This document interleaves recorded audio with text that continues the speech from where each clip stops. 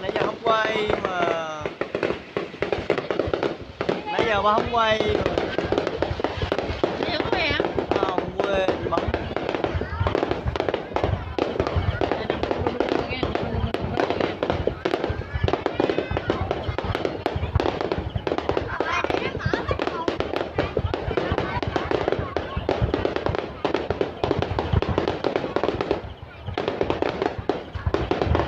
Đây nè. Đó.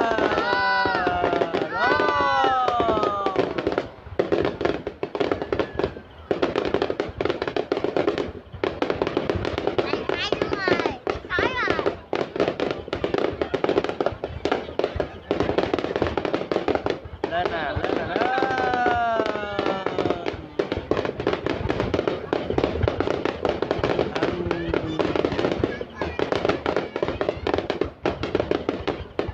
Wow. Đeo không, đeo, đeo.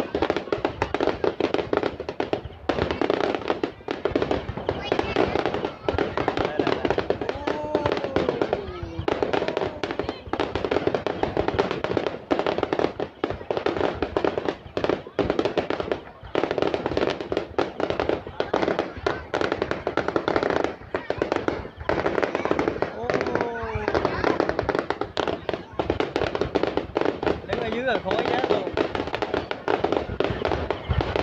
Vô tình chỗ này lý tưởng. Khỏi phải đứng cái gì không?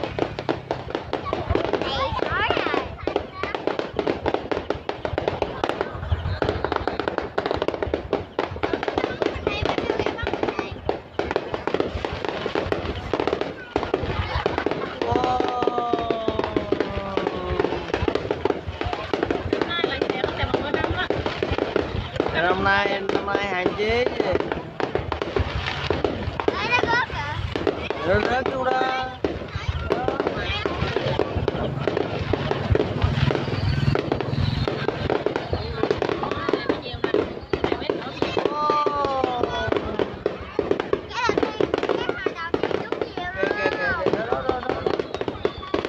Mấy cái gieo mới nhiều.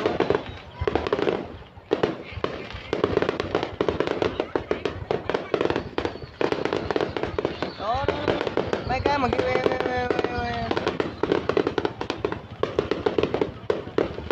thấy rõ không?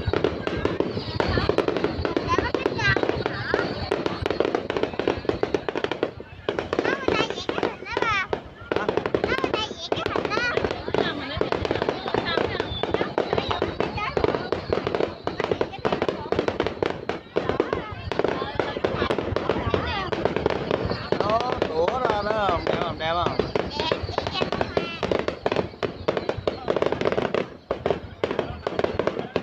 Wow, quá trời luôn kìa đó. Đó. Đó.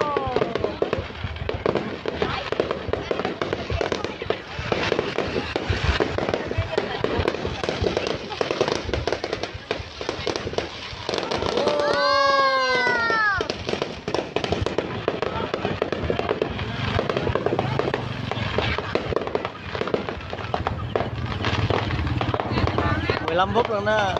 Còn đừng lúc này nha.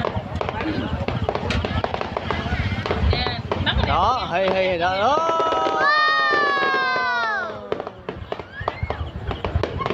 Mấy cái hì lên mới lớn á. Hay nè, là lớn nè. Đó. Mấy cái hình đó bà. Mấy cái mà mình nghe hì á. Đó.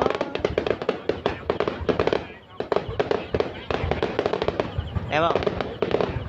Đẹp không?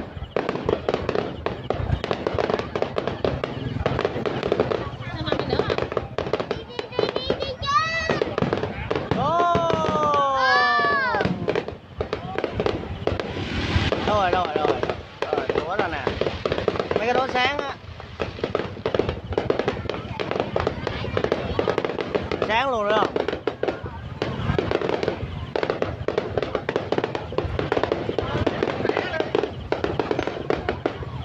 Chưa, mấy cái gì kìa. Đó nè. Wow.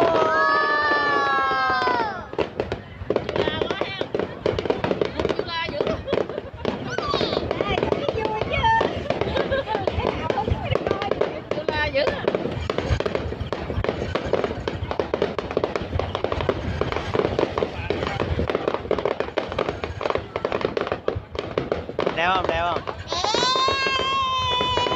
Nè nè nè nè. Đâu rồi, đâu rồi?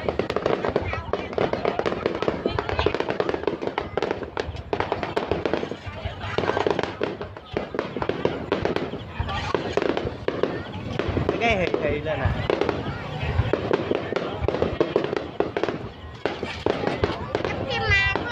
Nè nè nè.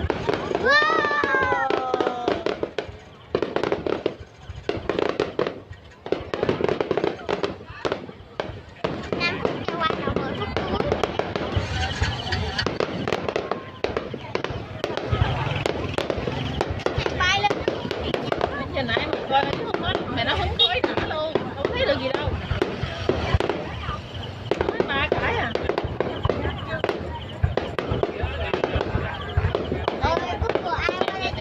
Sáng kìa, sáng kìa, sáng kìa, sáng tưng luôn kìa, đó thấy chưa?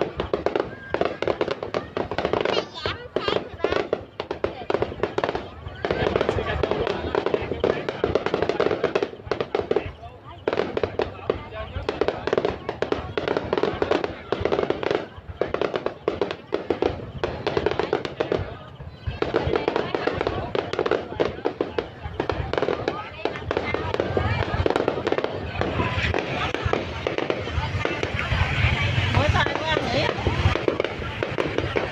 Nè kìa quá kìa kìa.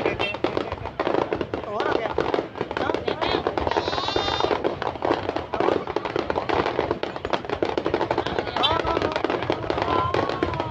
Đó, mỗi sáng hết luôn rồi đó.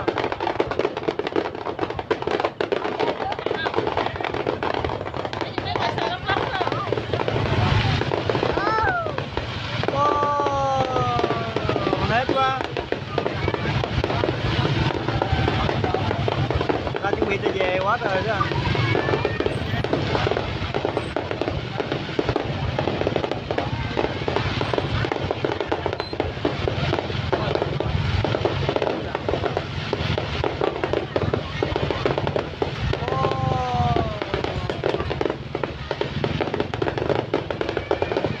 Sáng rồi đó, đó.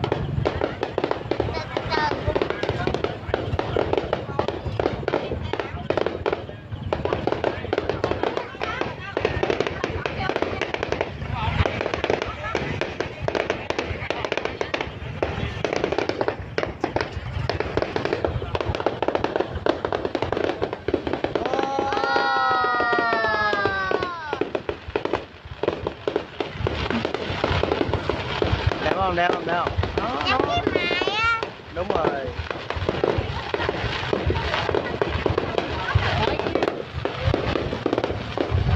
Đó, đó, mấy cái đó đó. Wow.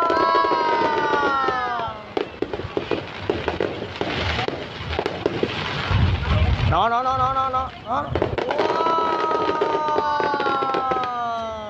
Hết rồi. Đấy coi còn. Wow. Còn. Wow. Kìa kìa kìa, nhìn lên một lời kìa. Đó. Cái thì còn cái sau nó nhiều nữa. Đó.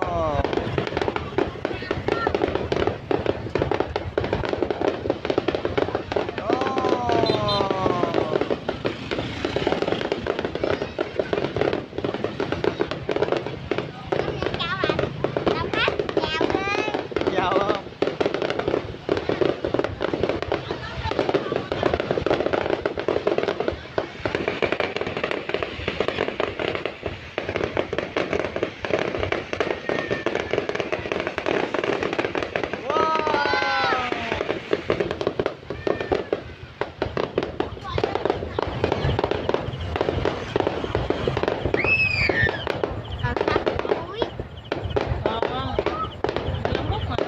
Chưa được 10 phút mà.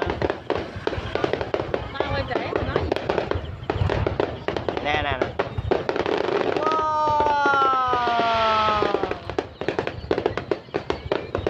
Coi kìa. Đó, đó, đó, đó. Đó.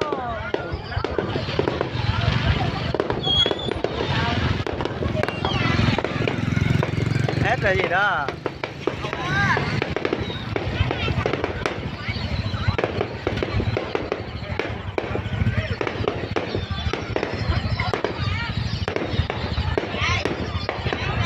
Đó đó,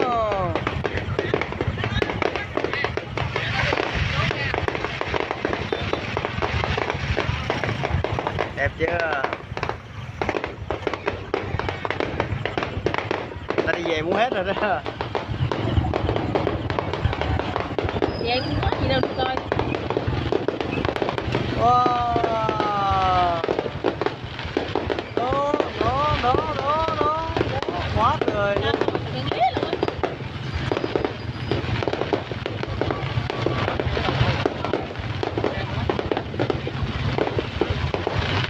Đẹp chưa, đẹp chưa, đẹp chưa, đó.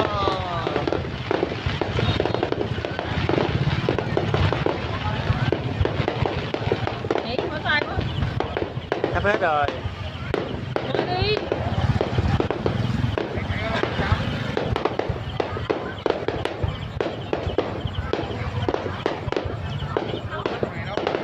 Hì mấy cái nữa. Đó. Đó mấy cái cuối á. Con dầm, con dầm. Đó đó đó. Ủa nó kìa đó không?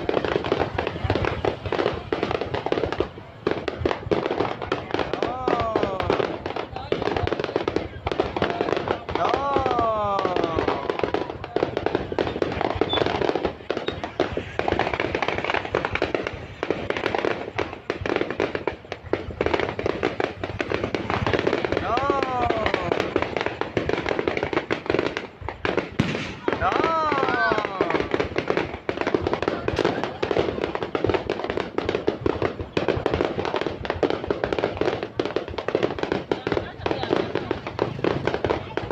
Dầm tới đâu? Đâu dầm tới đây?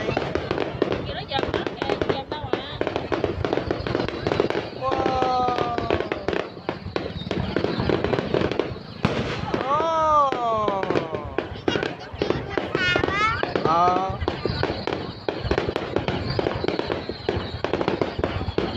Rồi. Đó thì nè, đó cái đó wow. Hết rồi đó. Thì đừng có sợ lấp lánh à.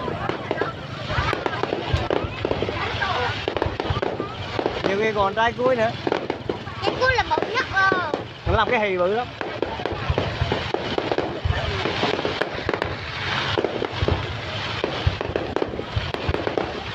Cái cuối đẹp hơn, đó wow.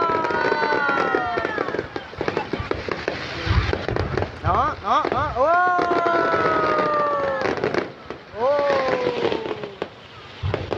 Đó wow, hết rồi đó, cái đó mới hết đó.